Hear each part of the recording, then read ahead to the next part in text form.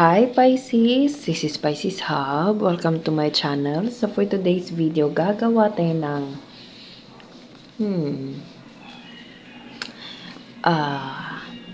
your future spouse. Okay, so gagawin natin to, alamin natin kung sino itong future spouse mo. Itong reading na ito ay para lang po sa mga single, okay? So, alamin natin kung sino ito, ano yung mga information regarding with this person. Pwede po siya sa feminine, pwede po siya sa masculine, or in between. Wala po tayong gender specific, okay? So, alamin natin kung ano yung posibleng mangyari, information regarding with your future spouse. Pwedeng kilala mo na to, posible, pwede ding hindi pa, okay? So, gamitan natin itong tarot card, alamin natin kung ano yung mga information regarding with your future spouse ni Pisces sa araw na ito, okay? Reminder lang po na ito ay general reading, Pisces, so pwede pong mag-resonate sa'yo, pwede pong hindi. And this is a timeless reading, so kahit anong araw, buwan, taon mo to napanood, Pisces, basta mag-resonate, take lang. Pag hindi, huwag pong ipilit, okay? So, alam na natin kung ano, sino itong future spouse ni Pisces, anong mga signs, ano yung ginagawa, ano yung katangian, okay? So, para sa future spouse ni Pisces. Pero kung in a relationship ka naman, alamin natin kung tugma ba yung mga information sa kinakasama mo ngayon, Pisces, or yung boyfriend, girlfriend, asawa mo ngayon, okay? Pero mostly para po to sa single po, okay? So, ano po yung mga information po regarding with the future spouse ni Pisces? Ano po yung mga information sa taong makakasama ni Pisces, magiging future spouse niya? Any information po for future spouse ni Pisces? Page of Wands, this person is a goal-driven, okay? Kumbaga, this person, pag gusto niya, gusto niya. Pag, alam mo yun, yung parang, etong taong to is more on like action, okay? Kumbaga, gagawin niya yung mga bagay na kung ano man yung gusto niyang gawin, okay? Kumbaga, Page of Wands kasi is someone na punong-puno ng passion, punong-puno ng eagerness, punong-puno ng action, okay? Ganon siya, yung parang merong ganap, merong galaw, it's either physically or like in like intention, meron siya, makikita mo yung action niya, Pisces. Makikita mo yung hindi lang sa salita, kundi pati sa gawa. Ganun siya. Makikita mo kung ano yung sinasabi niya, makikita mo din sa action niya, Pisces. And that's so good. Okay, so this person is a passionate. Pwede din ito ay fire sign, Aries, Leo, Sagittarius. Okay. So, ano pa? Sige pa po. Ano pa po yung information with this person na future spouse ni Pisces? Oh. So, pwedeng itong taong to is a feminine energy, or pwedeng siya yung feminine and wala po tayong gender specific. Pero, itong taong to is more on like, as I said kanina, goal-driven Pisces. Pwedeng meron siyang negosyo, okay? Or pwedeng nagtatrabaho siya kasi meron siyang mga responsibilities, may mga bills siyang binabayaran, okay? Kumbaga, marunong siyang mag-budget, although sa Five of Pentacles natin dito, yung yung ginagawa ng taong to is more on like meron siyang mga responsibilidad na ginagampanan, okay? Or pwedeng nag-iipon, meron siyang binabayaran, okay? Or pwedeng meron siyang pinag-iipunan para sa bahay, para sa sasakyan, para sa mga future ventures or anything. Basta itong taong to is more on like action, sinabi ko na kanina, goal-driven, pwedeng career, okay? Kumbaga, yung ginagawa ng taong to is more on career, okay? And savings.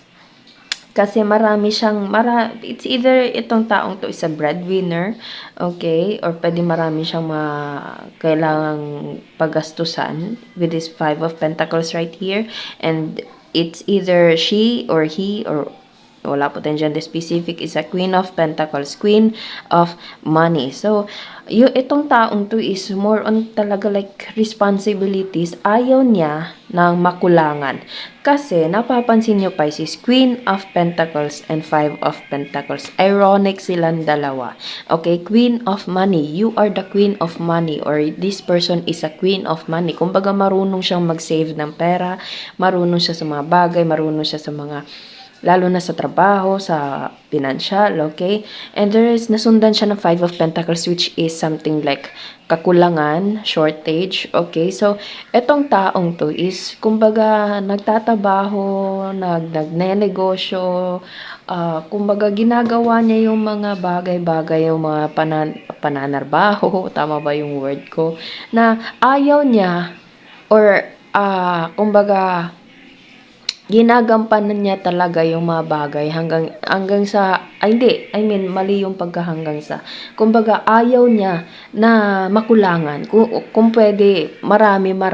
Okay? So, this person is, he or she knows how to handle financial needs, okay?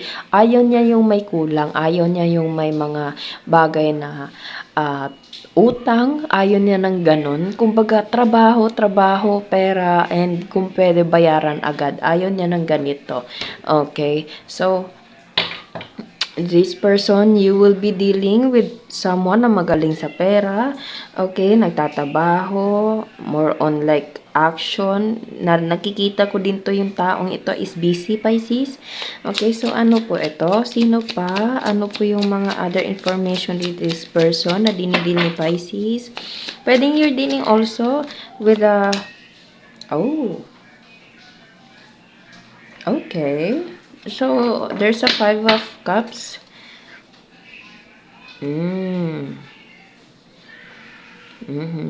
So, pwedeng itong taong to is this person, marami siyang pinagdaanan sa buhay, Pisces.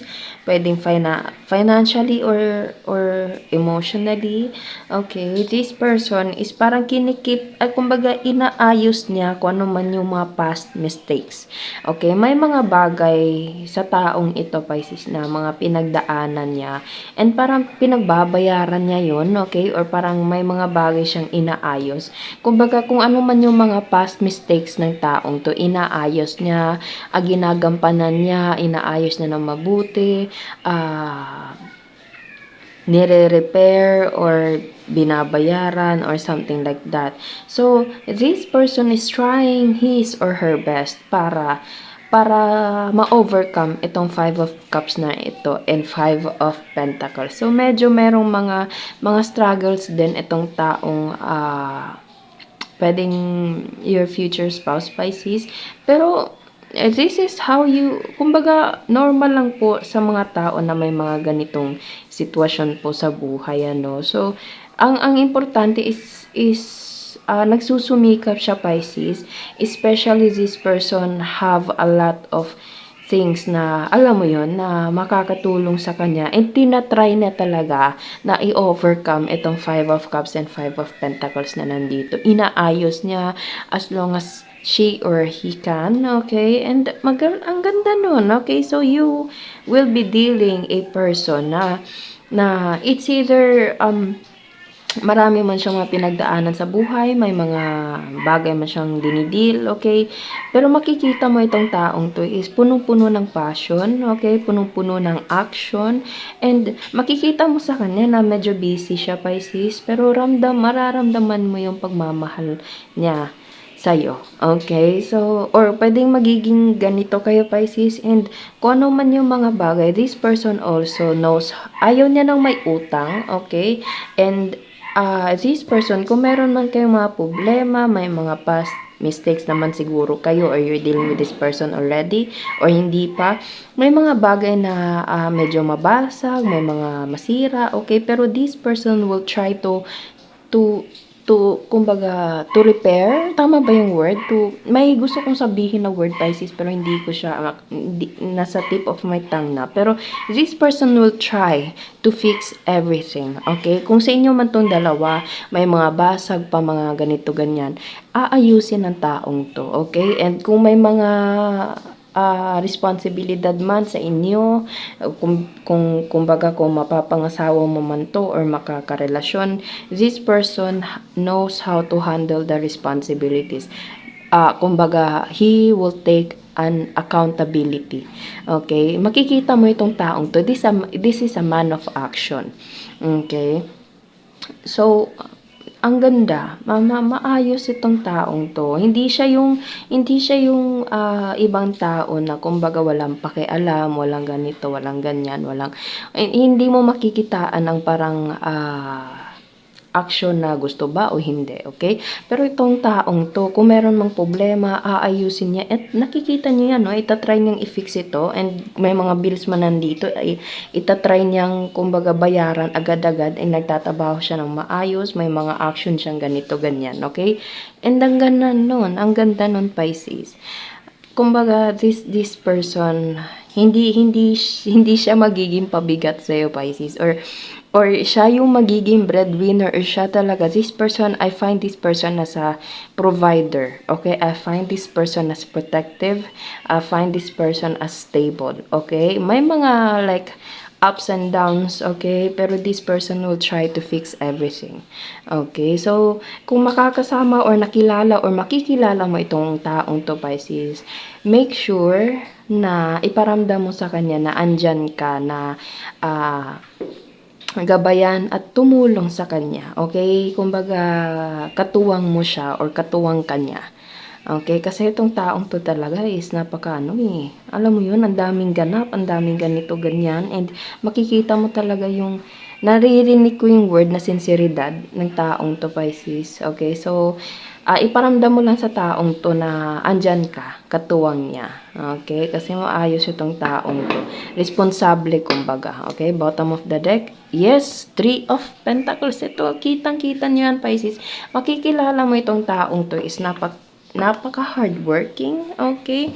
Kung hindi naman to like hardworking na wala ng oras, this person is, kumbaga, siya, goal driven talaga eh. Kumbaga, hardworking siya, Pisces, pero hindi siya ganun ka-workaholic. Itatry niyang, kumbaga, i-sustain yung mga responsibilities, okay, ayusin, fix everything, ganito, ganyan.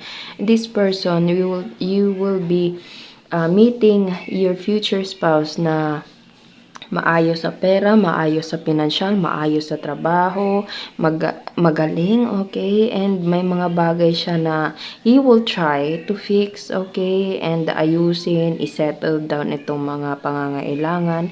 And alam mo yun, this is a man of action.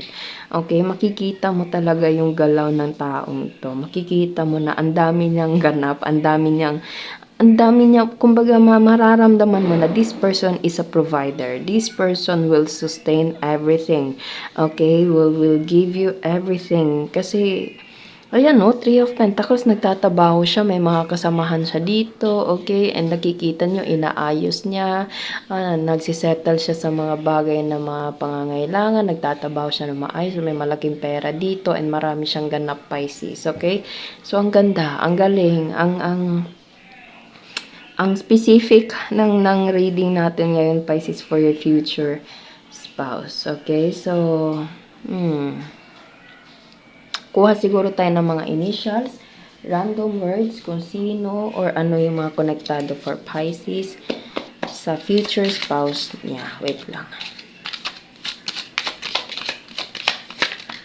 Ayan. Scent. Meron siguro, meron siyang hindi naman sa amoy, pero parang pwedeng mahilig sa pabango, okay? Or gusto mo yung bango niya. There's a 5. Pisces, meron tayo ditong 5. 5. Ayan, 5 of Pentacles, 5 of Cups, 5. Okay. So, pwedeng yun yung angel number sa reading na ito. There's a friend, E, There's a letter E. Ano pa? Ano pa po yung message niyo po for Pisces sa araw na ito?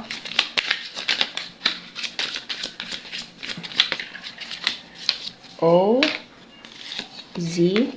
Pwede meron kang kakilala na Zoe, Pisces. Okay. W, Moonlight, Tattoo.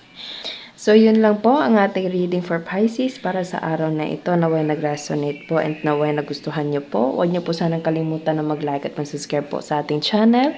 And click the bell button para ma-notify po kayo sa next videos na i-upload natin. Okay? So, thank you Pisces and God bless!